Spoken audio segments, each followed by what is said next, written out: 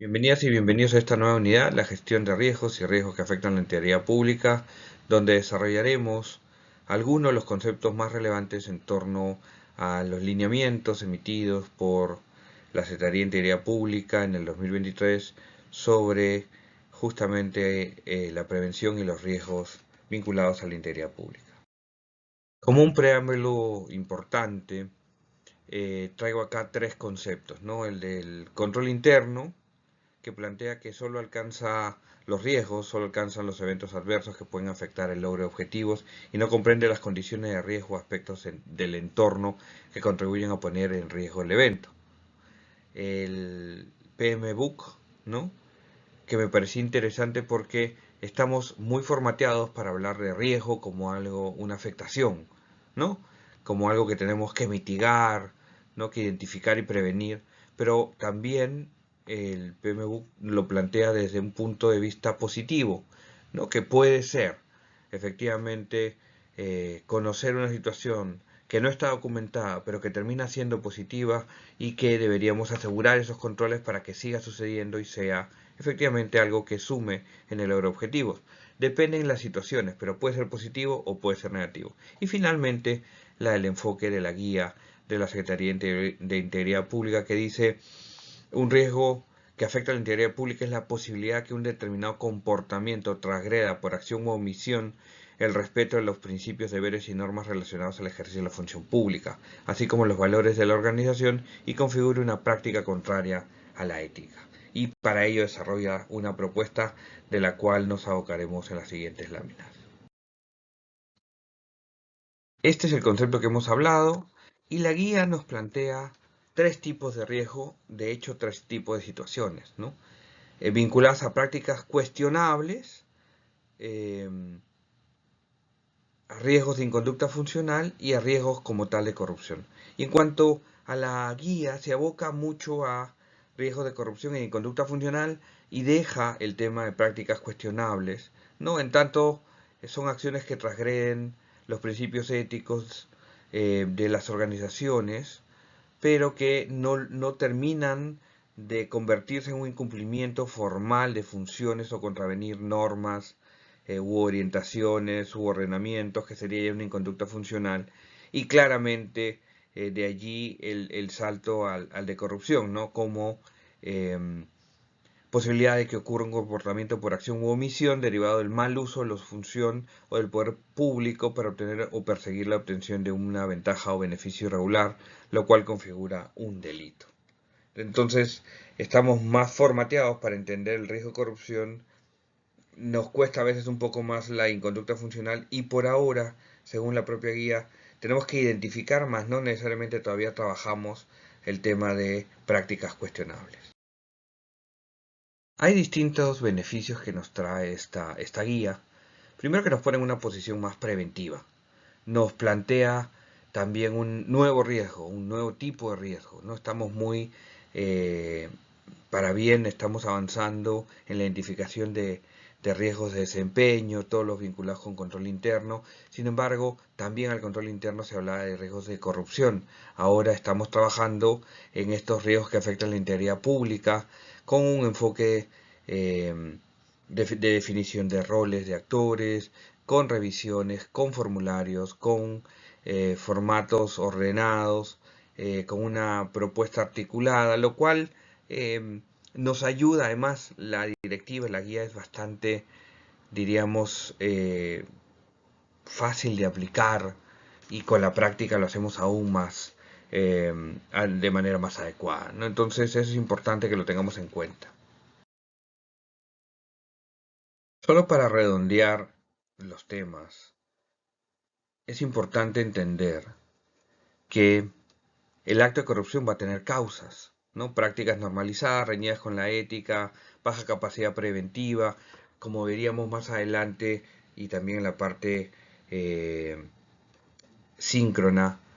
Tenemos que trabajar sobre las personas y tenemos que trabajar sobre la organización para asegurar un marco, un modelo, una propuesta articulada que incida en atacar la corrupción. Porque sus efectos están a nivel de afectación de servicios, afectación de derechos, claramente pérdida de confianza, de productividad, desincentivos a las inversiones, deslegitimidad de la entidad, entre otros. Entonces tenemos que tener claro que esto lo hacemos también para incidir en esto, para reducir estas afectaciones. Ya habíamos expresado que podemos identificar prácticas cuestionables, inconductas funcionales y propiamente los actos de corrupción. Y es importante entender que esta práctica cuestionable, aunque parece y claramente no es sancionable per se, su acumulación o su normalización nos puede llevar naturalmente a una inconducta funcional, que ya implica una afectación al ámbito administrativo y por tanto va a conllevar hacia una sanción, ¿no? Una sanción de corte más administrativo. Y el acto de corrupción de por sí nos va a llevar a sanciones civiles, penales, administrativas primero que todo, y es lo que nos genera también mayor afectación, mayor pérdida de confianza, mayor pérdida de derechos, y es lo que naturalmente nos aboca en mucho, pero no solo al acto de corrupción, también la conducta funcional.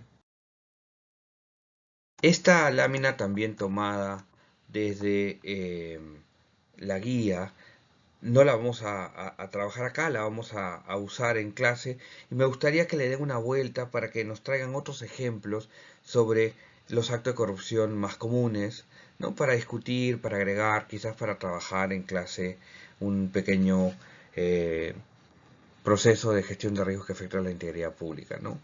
Partir quizás de un peculado doloso o culposo, o de un cohecho activo genérico o específico, o una negociación incompatible o aprovechamiento indebido del cargo, una colusión simple o agravada. Vamos a ver qué nos fluye, qué ejemplos llevamos a discutir en nuestro espacio sincrónico.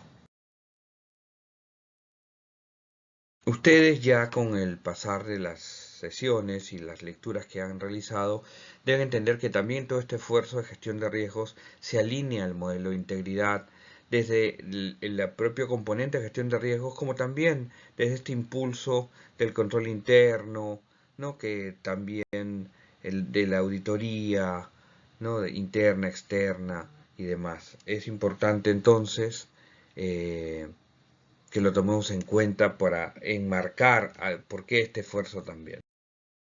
Como todo riesgo, partimos de procesos. Claro, en la terminología hablamos ahora de productos y de procesos vinculados a esos productos. Pero en el fondo siempre trabajamos con procesos, insumos, actividades, productos, resultados que nos interesan, que nos interesa conocer y que debemos trabajarlo con quienes lo llevan en el día a día para que no se quede en un espacio teórico, sino que hay una reflexión práctica que nos permite identificar situaciones que luego podrían darle forma a ese posible riesgo. Entonces ahí hay mucho de práctica en este tema. Solo para mencionar que los enfoques de riesgo que afectan la integridad pública están centrados tanto a nivel de los procesos operativos o misionales, que es donde probablemente encontremos la primera vinculación también con estos productos, ¿no? Que nos plantea también control interno y acá también en el enfoque de gestión de riesgos que afectan la integridad pública, como también en los procesos de soporte. Ahí vemos algunos ejemplos y en todos podemos aplicar estos enfoques. Uno de los aportes de la guía es que organiza el esfuerzo en función de 4 grandes roles. Aquí vemos 3 de ellos. El rol de alta dirección, que tiene que aparecer dando claramente el compromiso y además también ese compromiso plasmándolo en esfuerzos por asignación de recursos, por validación de propuestas y, por qué no, también utilizando los resultados de todos estos procesos para tomar una posición más activa de en dónde debemos seguir indagando y seguir proponiendo para asegurar mejores marcos de integridad, ¿no? Luego está el rol conductor, que normalmente estará llevado adelante por los equipos vinculados a integridad pública, sea la unidad, sea la oficina y los distintos tipos de asignación que hay. Y ellos como gestores y además conocedores de la metodología, acompañarán los procesos y llegarán hacia ese tercer rol, el rol técnico, que es quien está en el día a día atrás de ese proceso, atrás de ese producto, que es el que conoce y a quien se le pide de alguna manera que se ponga en esos escenarios, en esas situaciones de afectación y que se identifique entonces qué podemos cambiar, cómo podemos cambiar, qué podríamos hacer mejor, qué controles podríamos proponer, y nunca en un espacio de cierta manera, hacer culpables a estas personas por nada del mundo. Más bien es ellos que conocen nos pueden decir por dónde puede fallar. Ellos puede que lo estén trabajando ya, pero si ellos no existieran en esa situación, si mañana los asignan a otro equipo y llegan personas nuevas, ¿dónde pueden encontrarse las fallas para que esas personas nuevas no caigan en ello? Bueno, hay toda una discusión sobre esto, y el tercer rol, por tanto, es ese rol técnico.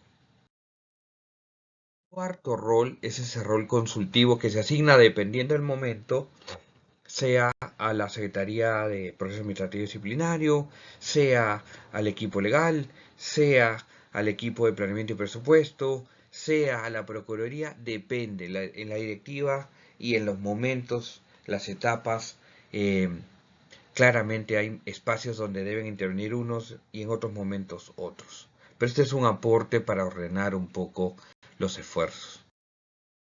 Como todo enfoque de riesgos, partimos de una identificación, de una evaluación o valoración, como también se les conoce, y un tratamiento, planteando los controles para prevenir o para mitigar, y además todo ello, luego de aprobado, se tiene que aplicar en un enfoque de seguimiento y mejora continua, con informes, con evaluaciones, y este esfuerzo es, digamos, periódico y es cíclico, se va repitiendo, y estamos en un nivel de maduración, luego el riesgo tiene que volver a ser evaluado, tiene que ser ajustado, y eso continúa.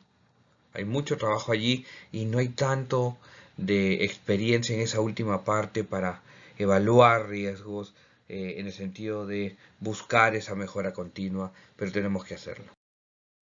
Bueno, esta lámina resume la metodología del enfoque y es compleja de trabajar en el corto tiempo que tenemos, pero lo vamos a discutir más en nuestra sesión sincrónica. Lo interesante es justamente que la guía está trabajada de una manera tal que tiene formatos que se articulan, tienen pautas, tienen matrices, tienen hasta propuestas de causas personales, organizacionales, tiene propuestas de estrategias, de medidas de prevención, de medidas de tratamiento para la etapa 3, ¿no? Entonces hay bastante más organizada la información que nos ayuda a ir por cada una de las etapas e ir construyendo nuestros respectivos fichas que ordenan y plasman un poco todo el esfuerzo que llevamos adelante.